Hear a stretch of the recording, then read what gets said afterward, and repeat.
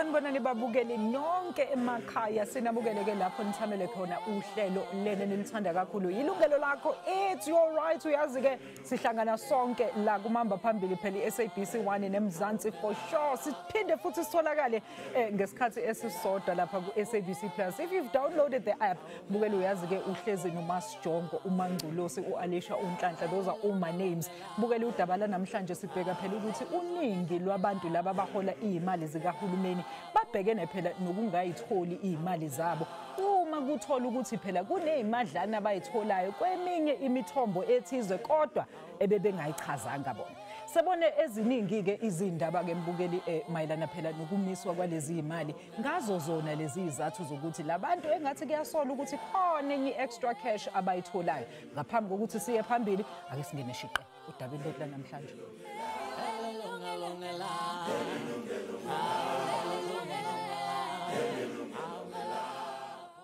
Yebo mbukeli sizonithulela ukuthi bona ke abantu bacabangani ke abahlali mayelana nalolu daba kodwa ke ukukhuluma kabanzi ke nathi ngalolu daba namhlanje we do have insizwa la studio ubhuti Andile Chona omele iSouth African Social Security Agency niyabazi babukeli sikhuluma ngabo isasa. But Andile, great pleasure to have you with us. A very good afternoon. Welcome. Siyabulela ngokusimema siyabulela kakhulu. Siyakwamukela insizwa kakhulu. So let's talk about lento lenkinga mesibiza ilokhuzana ifraud yama social grant. Just how far and wide reaching is lenkinga but Andile? Ingxaki msasazi enkulu kakhulu esibheka nayo sisasa uzokhumbula ba umthetho iSocial Assistance Act eka 2004 inika isasa amandla yokuba isabalalise igrants kubantu abakulungeleyo. Ayingomuntu wonke olungele ukufumana igrant. True. And xa ufika uzo apply for igrant kune steps eziyezibekwe and into emele uzichaze uba ingaba uchatile xa ungachatanga iba ngaba mhlawumbe ngumuntu ongachatanga then kubhekwe into ebizwa i-means test lapho ke kujongwe ngoba ingaba njengoba ungachatanga ingaba ngonyaka intono nayo ingaba unayo income oyifumanayo uyaphangela if awuphangeli ingaba mhlawumbe khona lapho ufumana khona imali and lo mali imalini. Okwesibini ngaba unayo ibusiness. Okwesithathu zininzi kumele udisclose i-assets zakho so that isasa xa izo approve uba uyifumane igrant akhona amaxesha apho mhlawumbe xa kumele mhlawumbe ndenze umzekelo ba mhlawumbe disability grant. Yes. Based on information ozobe uyinike isasa kuyenzeka uba umuntu imali afumane mhlawumbe uhalf owale mali ye-value ye-grant. Okay. Based on information uzobe chazile uba nemali ethile ne-stokvel ne-trust. So you meet them halfway basically. We meet them halfway. So that is why kubalekile ba abantu mele bachaze yonke into and kulapho ngosithi izinto zokhwaphilizo ifraud iyenze ngolohlobo abantu bangachazi information ngokupheleleyo ba end up ngobe receiver befumana le mali ye grant bengafanelanga bayifumana. Okay, but then there are some exceptional situations there, but Andile, if singathetha, let's say for example, umntu ufike kuni ezo apply, they fell under that category yabantu abadeservayo, right? Yes. But khambeni kwexesha inoba uvula rooms, back rooms, uyaregister, there's an additional source of income, but still uzongazi ukuzonantsika because I'm sure ininzi yabo abazi noba they need to even declare such income. So kuthiwani ke banecala abo abebengazi na, and do they also form part of aba ke ngoku ekufumanise kuba nibamisile ngoku abazofumana igrants zabo because they are suspected of uba bathatha izimali fraudulently? Msasazi akekho umuntu ongathi akazi ngoba xa ufikile esasa uzo apply uyabekelwa umthetho zonke isteps uba njengoba uapprovilwe ngoxa so umuntu ofumene approval ufumana iletter. Okay. Iyachaza uba if at any point isimo siyashintsha buyela esasa uzochaza uba isimo sami sishintshile and sishintshe ngolhlobo. Okay. And umzekelo owenzileyo just now ingathi uke wafunda mhlambe even iAct iyachaza even if mhlambe if une backrooms apho uhlala khona uyarentisa izochaza bakune income engenayo so that isasa kaloku thina isasa iphethe imali ye taxpayers and le mali na kumele siyenziwe ngendlela esemthethweni ngendlela right. Yes, for indigent beneficiaries. Yes, yes. That is why kune digital kan nathi kuyenzeka ba umuntu imali if mhlambe ubufumana i580 ye child support but ke if mhlambe usinike information ufumana ihafya lo mali ngoba ikhona imali engenayo and kumele uyichaza usaqala usayo apply and then uba ngaba emva koba so apply so ufumana imali uphinde futhi ubuye i-beneficiaries zethu nesinyani siyafuna uba sizixelele into kubana ngoba le information bayifumana xa bese local office le nto bayayichazelwa and they have a responsibility and it will be very sad into kubana mhlambe after 2 years mhlambe ufihlile bangaba uyaphangela after 2 years and then siyafumanisa bangaba so lo muntu ebephangela for the last 2 years and ke lo mali kumele uyibhadale. Oh, so you have to pay back that money. Oh, okay. So there are consequences. Bensaya apo put andil. Let's understand. Let's first see Velento because see understand gokuba you've got about 210,000 grant beneficiaries that have been flagged, right? Yes. And so look by pa. Could there possibly more be added to this number? And is it just beneficiaries only? It's not. It's outside of officials from ISASA as well. Look. Low number level, it could be more. So in this case, into enziweyo isasa sithathe i-beneficiaries ezi-2 million. Sazithatha njengoba ngoba siyasebenzisana ne-Home Affairs, sisebenzisana ne-SARS, sisebenzisana ne-banks. And then in this case ngoba sisebenzisana kakhulu ne-credit bureaus ezi-registered.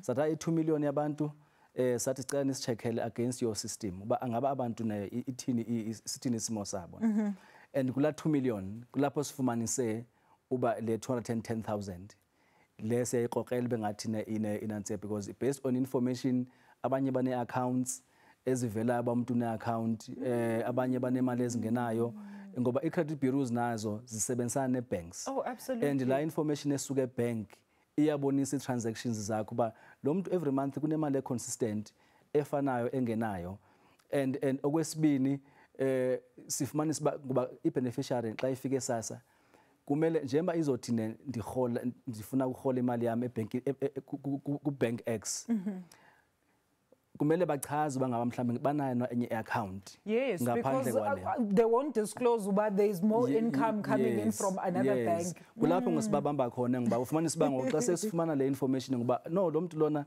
une accounts ezinye futhi ezimbini ngaphandle kwalena and kunemali engenayo kwezo accounts ezona. And ke kule number engomsasazi njengoba ububuza aba ayidibananga ne-officials but ke siyazi uba ikhona into ye-officials zesasa ezisengxakini. We know that zikhona apha recently eJohannesburg ezi-8 ebezisejele basanda kufumana ibail ngoku. It's a sub judice matter leyo asizungena nakuyo but ipoint kukuba apho if officials zifumaniseka uba zinento eziyenzayo zikholuda zisebenzisana nama beneficiaries kulapho bazobanjwa khona. Okay. Yes. All right. So but Andile, I mean let's talk masicacisa apha which category of beneficiaries is thetha ngabo apha sithetha nge-old age or SRD or kule 210 sithetha ngawo wonke umuntu ofumaniseke ngathi khanga declare uba there is additional income. Sithetha ngomuntu wonke ngaphandle inye kuphela igrant engenziwa i-means test ile ibizwa nge-foster care. Okay. I-foster care grant. Okay. So ezinye zonke i-grants ezi zonke zikule number lena i-old age, disability, child support grant and ngabantu akuna i-SRD, COVID-19 SRD. Kula number lebakhona bonke kulo number leyo. You know, we're going to take a very quick ad break, Andile, because I want to understand what exactly you've actually uncovered in terms of my cases. We're going to take another quick ad break and continue shortly after this break. Don't go anywhere.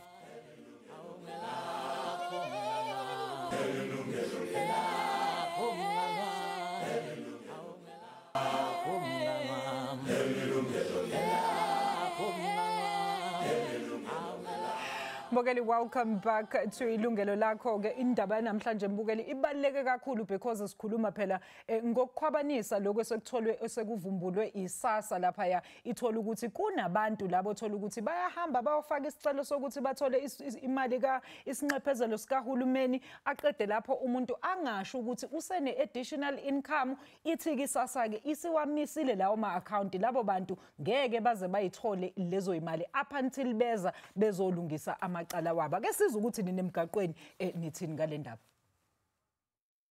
Ndine problem noSASSA because last month imali yami ngitholanga and ndingayitholanga nje azange ndi-explainele noba kutheni ndingayitholanga. Manje inkinga iwa ngoba abanye abantu banokunikeza bogogo kodwa abanayo imali yempuphu efaka accountini yakhe understand manje masengena imali yempuphu ngakayibona uRamaphosa masakavala yabona uba njani. Mina ngithi sangcono yenzeni idedela igazi ayikho le mali kulezi idinge ngaka hayi impela ngabe ba wrong impela mabe ngathi bangazivalela leyo mali. What right do they have ukuthi like basearch ama account abantu and what right do they have ukuthi like they're supposed to decide on umphakathi ukuthi bavale imali zabantu? It's wrong. Government lento ayisipromise abantu akayishushile yabo angadlali ngabantu yona siyayinida lo mali. Abantu bangaphandle bezala bayeza bezalisa abantwana bala and manje sebezama ukuthi bathole le mali lezi ezitholayo. Akukho umuntu osebenzayo, so mase seke lo mntwana make ezamile mhlambe lapha azame khona wanginikeza lo mali leyo akusinto mhlambe yanjalo into yesikhashana, so into ephelayo, so ugovernment akekho fair. Hayi le ndaba kasasinyakanyaka kusasa ngishintsha amakhadi kusasa nenzani kusasa awuyitholi kusasa kuthiwa ungaye ebhenki kusasa kuthiwa yeshophu kuphela inyakanyaka nje akusayi-understand angazi ukuthi kwenzakalani hayi too much inyakanyaka manje. Hey kunzima ngempela. Well, we do have Ubhuti Andile Chona ola studio. He's a representative from SASSA. He's actually trying to help us understand ukuthi why lama concerns enwabuzayo bantu bakithi ukuthi imali nibone seningasayitholi ukuthi kwenziwa yini. So Ubhuti Andile, I mean you're hearing abantu emgaqweni, but mina what I find interesting is that it seems like none of them understand why some of the funding was actually halted. Kutheni uncommunicatanga nabo? What happened there? So i-process ithi xa uzo-apply i-grant usinika information yakho yonke. Inumber yakho, i-address yakho apho uhlala khona. So siyasi-communicate ne-beneficiaries zethu xa kukho into esifuna ukuyenza sibabize ba sicela beze e-ofisini. Okay. Izinto zibambini. Eyokuqala mhlambe abantu abezi kuthiwe iza eSASSA ungezi eSASSA e-ofisini. Okwesibini in numbers umuntu mhlambe abhalise ngayo igrant yakhe mhlambe kunyaka ophelileyo kwamhlambe ulanyaka seyishintshile. So xa sithumela i-bulk SMS sithumela ebantwini abasibatargetileyo kuye akazi uyifumana ngoba inamba yakhe uyishintshile and abantu bayakhohlwa into okubana baxelele uba xa kukho into eshintshayo noba incinci kangakanani na yiza usixelela uba into eshintshile andisahlala apho bendihlala khona. Xa sithumela ileta apho uhlala khona ifika awukho. Standard mos everywhere else Ubhuti Andile, even banks, even if uthenge into xa umove apho so that kuba naleyo communication. So ingxaki esidibanayo kwemsazi ileyo ke i-numbers abezi ukuzo-inform inumber anisayisebenzisa yayitshintshile. So ngoku xa sikubizile aweza umthetho uyasivumela uba immediately i-grant yakho kumele siyi-suspend ngoba sikubizile awuzanga ku-office zeSASSA. So asazi noba mhlambe ke sirholisa umuntu ongasaphiliyo o mhlambe umuntu ongase nje noba mhlambe ongaphandle kwelizwe overseas. And let's talk about that. That's another issue that came out as well from Vox Pops. And this is what I was going to ask when I put Andile, because we've been getting a lot of complaints. There is now foreign nationals that are actually benefiting from the SASSA system. I mean, if you are in the news space, you know, there's every week kunama reports of officials, not even officials in this manner. You will find foreign nationals, they're in a possession of multitudes of SASSA grant cards. in their possession uba zifike njani ezikhadi kubo and apparently they are selling them but these cards are still working. So kusebenza kanjani oko? Why is there no proof? Because ndiyazi uba you just actually upgraded to, what was it, the gold card? The black card, The black card ngoku just recently, just to try and uba ni mitigate leyo fraud ebisiyenzeka. But how soundproof and safe proof is le Nantsika system yenu if it's just going to keep being vulnerable to amanantsika abantu bangaphandle and i-thugs ukuba bathola imali zenu? So sasazi into zohluke ngolhlobo ne ngokomthetho i-Social Assistance Act abantu bangaphandle abasemthethweni abalapha Yes. banelungelo lokufumana igrant ngumthetho ona. Abantu abaze refugees abasuke emazweni abo ngenxa into zepolitiki belapha balungelo bazifumana igrants. Kodwa ke some ZEPs as well? Yes. So into eyenzekayo ke ngoku ne kule case nguye emakhadi amaninzi. Kulapho ke ngoku umsasazi i-officials ze-SASSA zingena khona. Ngoba abantu basebenzisana ne-officials ze-SASSA. Kulapho ingxaki khona. Kulapho siye sicele kakhulu uba i-SASSA or urhulumente ngeke alwe norhwaphilizo eyedwa. True. Uba ngaba in our communities ukhona umuntu esimaziyo ohlale ehamba ephethe amakhadi e-SASSA, kumele simreport. Kumele areport. Kambe umzekelo ningawenza okusebenzisana kakhulu ne-communities ngulo wenzeke eSoweto kwezi officials ze-SASSA ezizade zabanjwa ezi-8 ngoba kukho umuntu owafika eShoprite wafika ephethe amakhadi amaninzi e-SASSA and then people were alarmed uba kanjani uphatha amakhadi amaninzi e-SASSA. Okwesithathu urhwaphilizo oludibene mhlambe ke anzuthe kakhulu nge-Home Affairs, but if umuntu uza e-SASSA ephethe i-birth certificate illegal, uyabona illegal noba ngowangaphandle asikwazi udetect uba umuntu ngowangaphandle, but naku umuntu uphethe i-birth certificate uthi nomuntu or ID. Le ID i-SASSA officials azikwazi udetect uba le ID as long i-smart ID or mhlambe even those green IDs. Njani but Andile, shouldn't there be some sort of collaboration between Nina and Home Affairs, particularly for this in Nantsika, to address this issue here?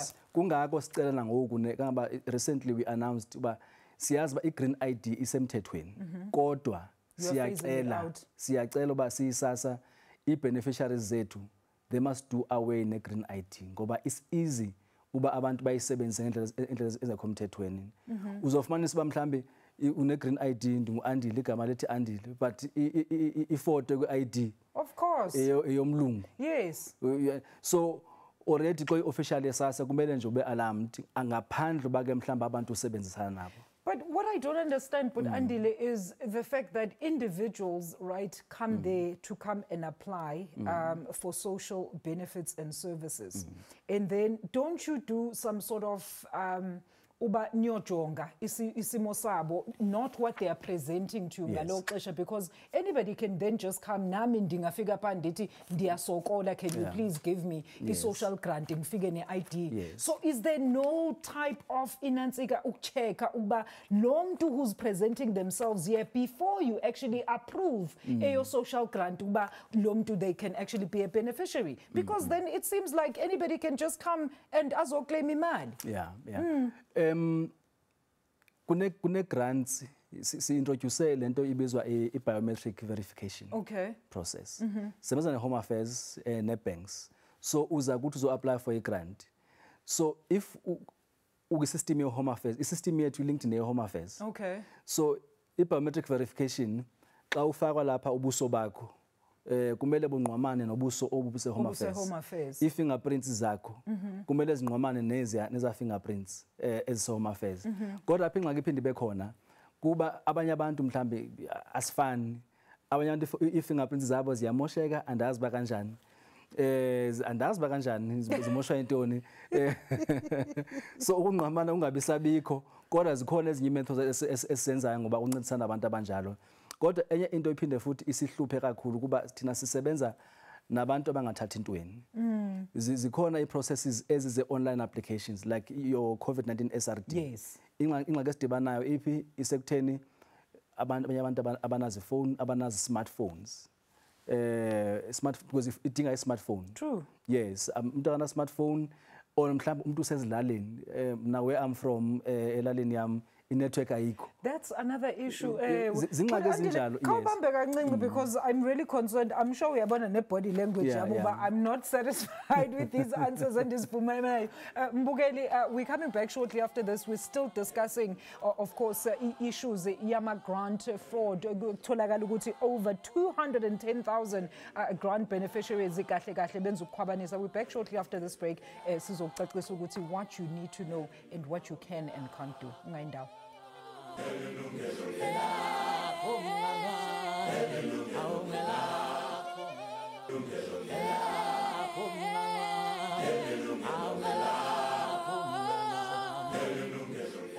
Mbukeli, welcome back. Ungasithumela ke wena i-email usishare nje ama-thoughts lapha ku-consumer@sabc.co.za noma uthole ukhulume nathi lapha on our social media networks phecelezi i-Facebook noma i-Twitter. Namhlanje ke Mbukeli sikhuluma nge-SASSA fraud ukuthi kuthiwa khona ama-beneficiaries akwaziwa kahle kahle ukuthi basebenze nama-officials or bona bayidecidele ukuthi umuntu ahamba yo-applyela i-grant ufike laphaya usuthola i-income mhlawumbe unama-backroom or unomsebenzi uzuhambe uyonikeza iSASSA a different account number just so that ucabanga ukuthi ngeke babone ukuthi wena you actually getting additional income. Thiwa ke ayifuneki leyo nto Mbukeli because le mali le sikhokhela ukuthi kunakekelwe labantu ngempela abantu layo abangakwazi ukuthi basebenze. So if you've got other means of income siyacela ukuthi please stay away from imali zeSASSA. Isivakashi sethu sanamhlanje uBut Andile Chona ovela lapha ya eSASSA. So But Andile, let's talk about this because I'm very concerned about safety checks and balances within your system. But uyanixelela Classy of ukuba you've got these phased upgrades to ensure ubana you actually rectify zonke izinto ezenzakalayo. So masithethe ke with the current 210,000 enibamiseleyo, and you were saying earlier on xa siqala interview ukuba this number could still explode. Isazoba ninzi because we know the whole country, in fact in most of South Africa depends on lama social grants. So these numbers might still balloon. So kuzawuthiwani, what are you actually doing to ensure ubana you safe proof inansika systems? And you spoke about your phased upgrades. Zizawusebenza njani tata? So siqale from April sisa announce ba from the beginning of May sizoqala we call it a review process. Okay, what does that entail? It entails lento ba sibambe grant yakho. Okay. And then uze e-officing. Is this for everybody enimbambelayo? Yes, okay. It's for everyone esizombambela. Lo kulonyanga leyo we have targets. Okay. So each month siya targeta abantu abathile. Okay. You know, and then aba kumele beze xa besiza eSASSA kulapho bayokwenza le biometric verification. Bayafika siyabona uba nguwe, and then njengoba kunguwe ngokune sixhumanisa le system yethu ne Home Affairs uba kwenziwe verification, person to person. Okay. And because ngeke siyenze xa ungekho kumele uze wena buqu. Okay. Uzozenzela yona ku-SASSA offices. And then in that case ke ngosiyakwazi ukubona, and as a matter of fact kulapho uye ubona ba kule number abantu abezi ngobuninzi ngoba bayazazi babanye barongo.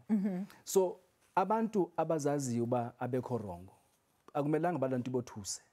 Kumele xa umuntu imali engayifumananga eze ofisini kuthiwe sifuna i-bank statement, kuthiwe sifuna i-ID yakho, wenza i-verification, imali iyakhulula within 4 days. Okay. Within 4 days imali iyakhulula. Now we are satisfied. Akuchiyo ba le mali awuzuyifumana. Once we are satisfied sonelo ba information osipayona then imali yakho iyakhululwa.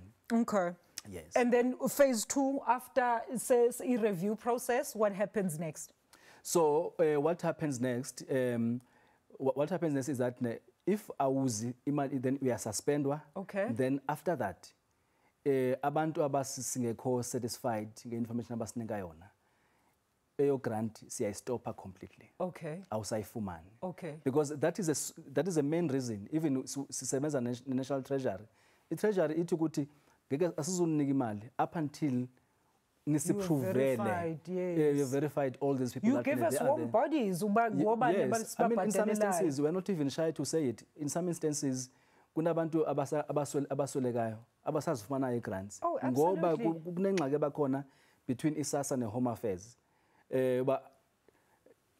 ba information ingafiki ngexesha and abantu kumele also bayazi responsibility yabo unless you want to cheat the system kuba xa usazi ba une family member akasekho nawe uyakwazi ba unansi unoxanduva loba uinform iSASSA oba umuntu othila akasekho but ngomhlambe imali uyayifuna but kumele i-systems zethu siyiSASSA ne-Home Affairs kumele zikhawuleze and kulapho sisebenzela khona uba sikhawuleze and msazi ukongeza futhi nalapho iSASSA i-introduce ngoku i-lifestyle audits kwi-officials zayo ngoba uzofumanisa uba kunomuntu ohola mhlambe u-15,000 and umuntu wakhona une-double story une-assets eze-5 million so sifuna ukwazi ba kanjani uyayihumanitha kanjani i-assets ezinjalo uhola i-15,000 True. so we are introducing i-lifestyle audits si-check i-officials ezidila nge-grants uba unantoni awunantoni and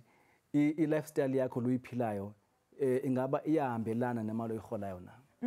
But it seems like ingxaki zenu ezininzi but andile ziqala pha kuni in your office. You know, siyayive ama beneficiaries uba yebo they are basically collateral damage because kukho abantu ama officials nabo aba unscrupulous abasebenza pha. But when we're talking about the collaboration or lack of between nina nelokuzana ne-Home Affairs namaphoyisa in terms of verifying abantu, then it means ukuthi it's a systematic problem and that's where you need to go back and start. I was even suggesting ukuthi it might sound like nenhliziyo embi xa nisithi what if you stopped the whole process ni revamp and start from scratch at least kwabeni bazi uba okay ama foster care zingakanani ezo zingane because mhlawumbe ezinye anzazi they've graduated ziyaphangela but umuntu usathatha imali for umntana abeka mfosterisha and wrong people are actually benefiting. We see these stories but andile abantu bayasokola, kids are not able to go to school because they cannot receive imali ka government because isiqumama umuntu onayo yonke into nezimali is receiving these things. So masithethe ke ubana what's the next steps then for ama beneficiaries who have been implicated in these fraudulent activities or even flagged? Kudinga ukuthi benze ntoni? Ndivile uba uthe kunyanzele kuba beze kuni. How will they rectify the situation, especially if you found ukuthi they were actually wrong or benze into fraudulent bon? Yes, uthethe nokusebenzisana also ne-law enforcement agencies. So enye yezinto I think chile uqale nathi ne uba ngaba sifumanisile into okubana you have been cheating the system, you know, You have to pay back. You have to pay back the money.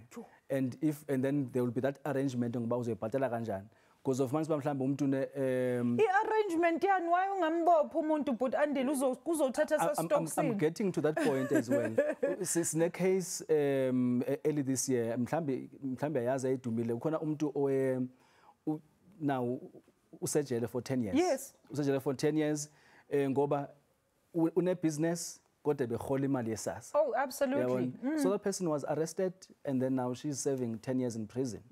So that should be a lesson, you know, for everyone owenza imikhuba enjalo ngoba ayilunganga and yenza ba abanye abantu ekumele bafumane igrant bangayifumani ngoba kuthiwa imali ayikho kanti kunabantu aba so siyasebenzisana kakhulu namapolisi njengoba abantu babanjwe and the cases be strong so that abantu babe convicted. Okay, what additional measures then is SASSA implementing ubaba detect and also to prevent all these fraudulent activities? Best safe proofing of your system but andile. And I mean I think this is now probably every year apha kwelungelo we make sure ukuthi we accommodate SASSA because we always have an issue somewhere there. So I mean this is probably the 13th year in Denzane show and we are still talking about systematic challenges ebesithetha ngazo long ago. Very quickly.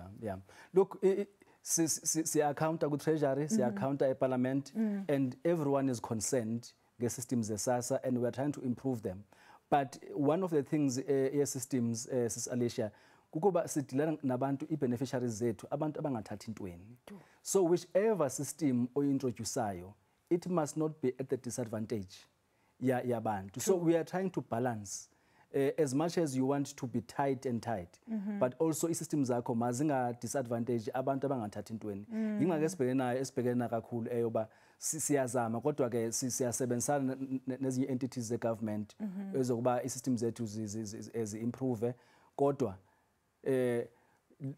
whatever system you introduce ucaphukisa i-organizations or like I won't mention. You need to simplify it because of kade sitsho kaloku abantu ama-beneficiaries, they actually from those underserviced areas, so we need to be cognizant as well of ukuba bazoyifumana njani imali. All right, mbukele sisaqhubeka nale ndaba yethu. Don't go anywhere. We're back shortly after this.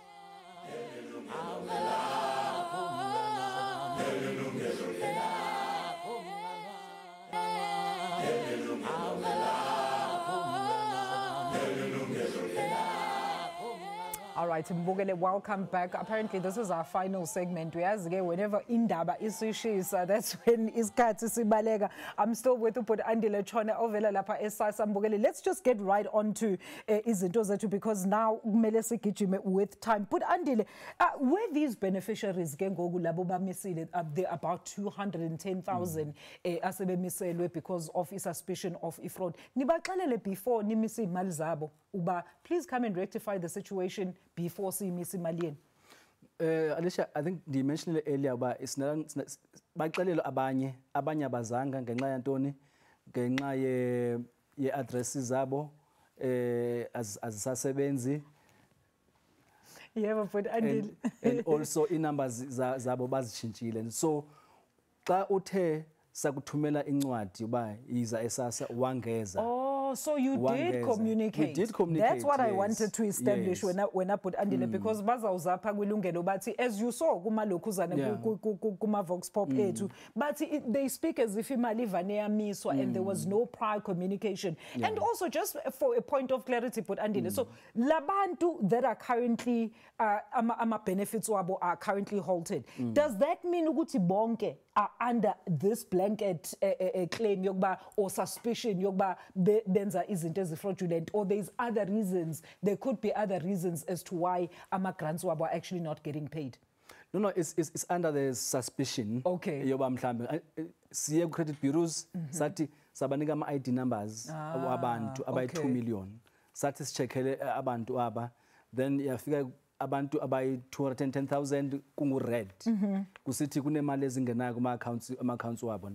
So ipoint lapha ithi sis Alicia ne kuba even if kunemali engenayo account yakho you must account for it. True. You must account for it and then come to us and say that kunemali ndiyayiphiwa ngubhuti wami. I was about to say, what if your boyfriend allowance? Yes, mhlambi allowance, you understand?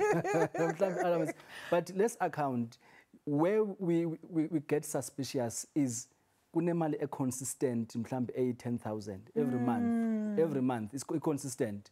So there you can see ba ikhona into ekhona mhlambi lo muntu lona mhlambi une income, but it is up to you now when you come to us and say I don't have an income and then you prove ba le mali uyifumana njani and why consistent. But yeah.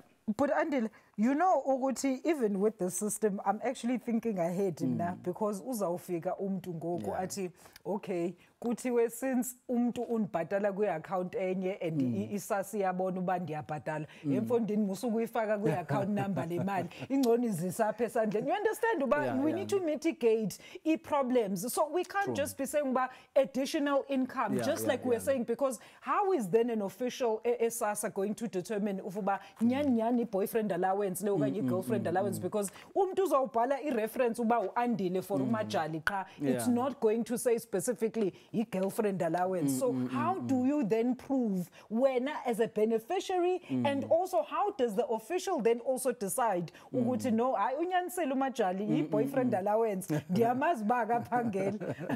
No, but remember also at the same time ikhona iSARS. Yes. If une tax number izovela pha ba lo muntu une tax number ubhatala tax if mhlawumbe ukuthiwa uyaphangela izovela pha nase SARS ba uva ndisithi nje lento But kuyasetshenziswa. that's a small margin. Yeah, But yeah. laba bangakhwabanisa that probably even have tax numbers who Yeah, are actually yeah. even contributing to tax. But andile uyabona into endisho Yeah, uba yeah. ungafumanisa kuba umuntu nama backroom imali iya straight because ama tenants akhokha straight kwi account uzosihlalela. They won't even come to you guys to Yeah. say mamelani ndiyaxolisa ke I didn't declare this. But let's say in an event ke unawo ama backroom uyaphangela intontoni eze kuni athi but guys andazi ukuba how consistent or persistent Yeah. this source of income is going to be. Yikho ndingafuna uba ndizodeclare uba kukho enye imali engenayo. What if ama tenants ayahamba wonke ayamshiya and then now they have to come back to esasa bazo apply? Do you consider izinto ezinjalo? Yeah. No, definitely they are considered into ezinjalo. That is why kuba ngcono sithi xa kaloku lento yoba imali ibanjwe. Iyabanjwa. Did ibanjwa only for a few days. Yes. But as soon as you come. But as soon as you come, you know this measure yokuba imali ibanjwe isuswa ukuba sicommunicate nawo qala sathi ize officeini aweza. So ngoba awuze officeini We take masibambe drastic measures. and then once sayibambe imali definitely uzoza. Once wafika Alicia uzokwazi ngoba uthi ba isimo sami sime kanje. Okay. And ke ngoku isasa izo determine that ithi we are satisfied nesimo sakho imali yakhululwa. Okay, so but Andile, these people also, Yeah. because I want to focus on Yeah, laba bantu abamiselwe izimali, right? Let's say uyafika pha umuntu uthi kuwe they did not know they were supposed to declare, and ubusuwenza umzekelo uba kukho ubusinessman sayazi this case thina Yeah. abantu bezindaba Yeah. kukho umuntu who was receiving a grant ne salary nantontoni and they are currently in jail. So now what if they don't want to come present themselves because basabu bazobalahlele ejele okanye by the time befika pha bazawufika ingalo yomthetho sibamele? What is going to happen? What can you assure them there? Are you still willing to talk amicably before Mbabo please? Izinto zinje ne uyeza sisibone if mhlawumbe uya decide ukuzana. Okay. But iassurance ithi uba ngaba uya deserve nyani uyifumana manje uzoyifumana. But if mhlawumbe ke based on assessment yesasa sithi ungena You no phana longer phana qualify. mhlawumbe uqualify or mhlawumbe okay uya qualify but partially. Okay. Then uzofumana half. We meet you halfway.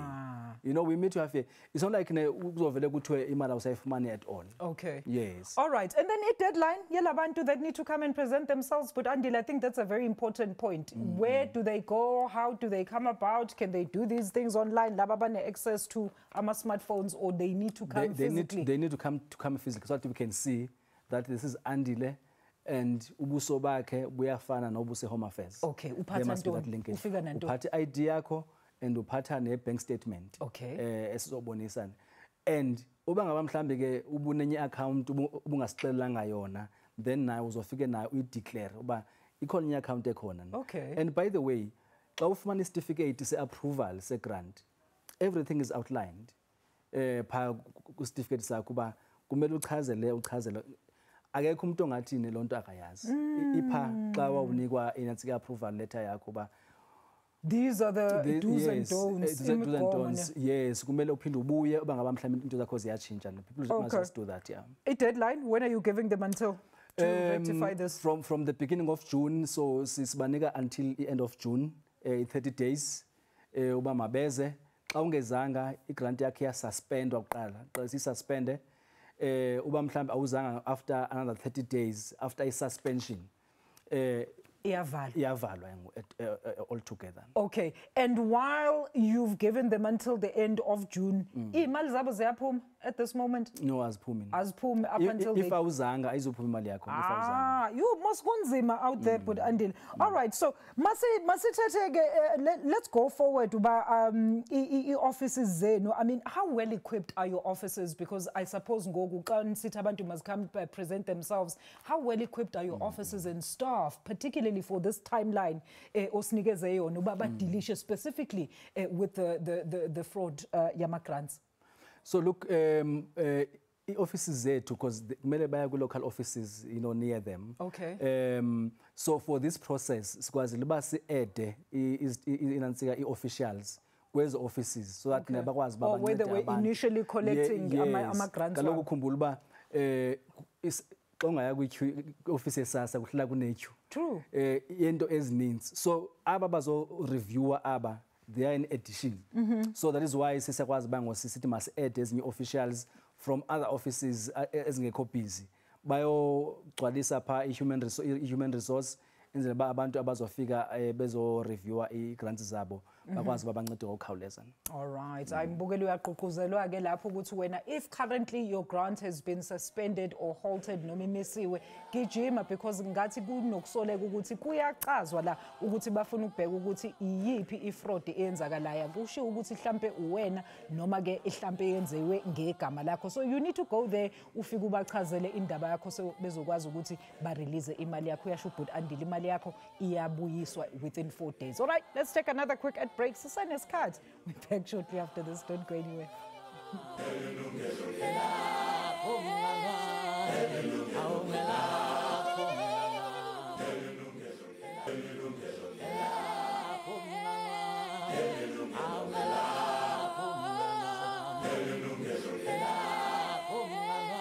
Yes, Mbukele, no, this is really the final segment. Sizoqhubeka ke nobhuti Andile Chona ovela lapha eSASSA. Mbukele sakhuluma yona le ndaba yokuthi please declare Mbukeli uma ngabe wena wabhalisela ukuba ibeneficiary yeSASSA grant noma yiphi ngabe force ukuthi ubhuti Andile it doesn't affect izinto zefoster, but if you've got old age iSRD lawo ma grant kumele noma unama backroom noma awu2 noma une boyfriend allowance girlfriend allowance kumele uze SASSA uzobatshela so that bangayimisi imali yakho becabanga ukuthi wena ungqondo ubashaya emva kwendlebe awuzange uzudeclare ukuthi you've got additional income. So as a repeat discussion yethu but Andile, I mean right now in pertaining to le phase esidila ngayo, what are some of the most important messages ofuna ubatshela amalokhuza nama beneficiaries wenu right now? We've spoken about ama deadlines, we've spoken about the fact that le 210 you had previously communicated nabo. So if umuntu ebona ukuthi ke mhlambe bashintsha ama number but babona igrant isimile, they need to quickly rush to their offices. What else do they need to know? Also what they need to know, I think ukhona omnye othethileyo apha kwi segment uthela ngeba i-grants ezincinci.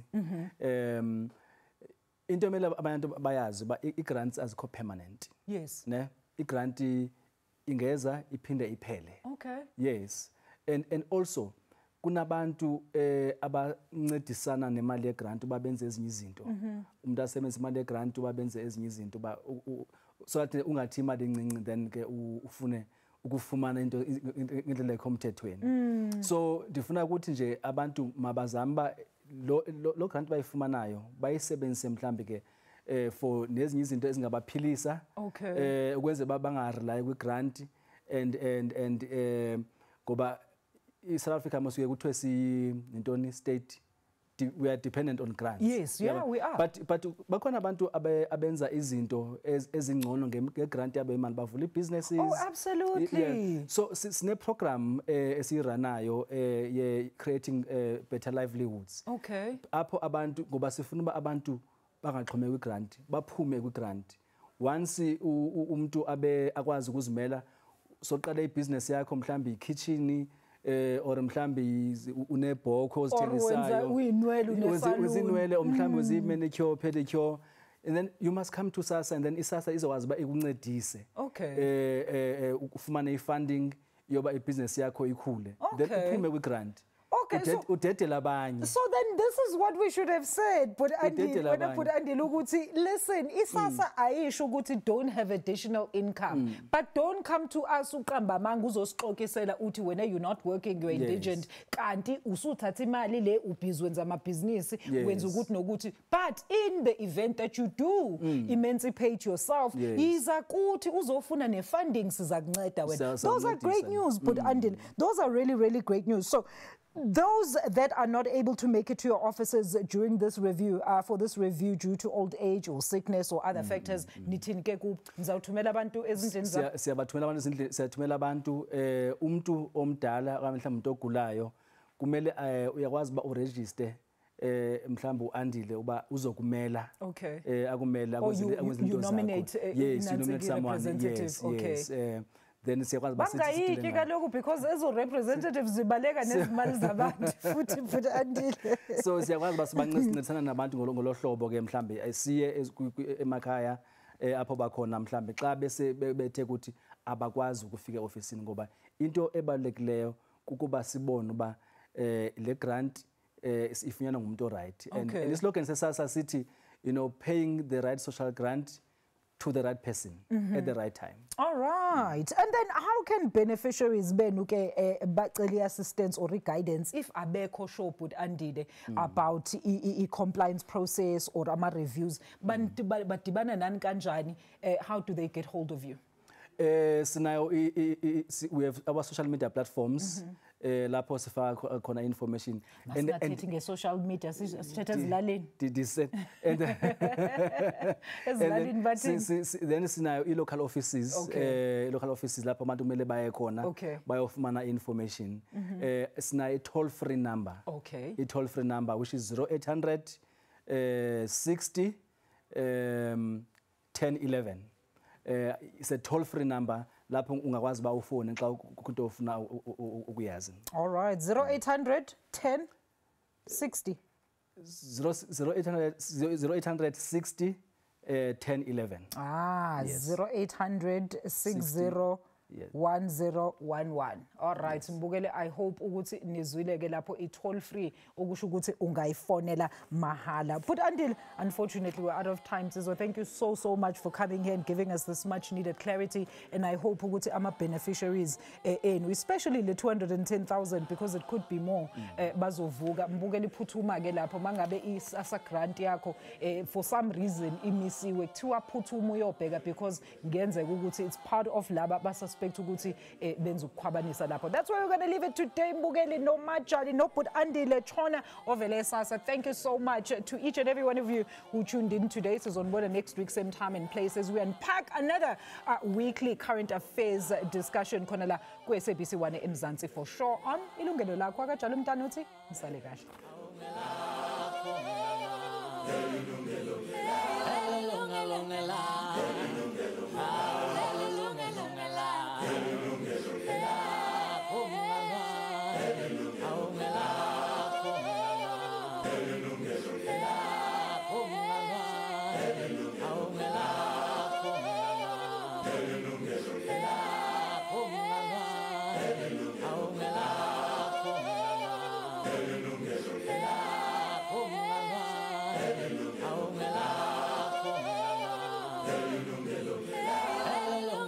La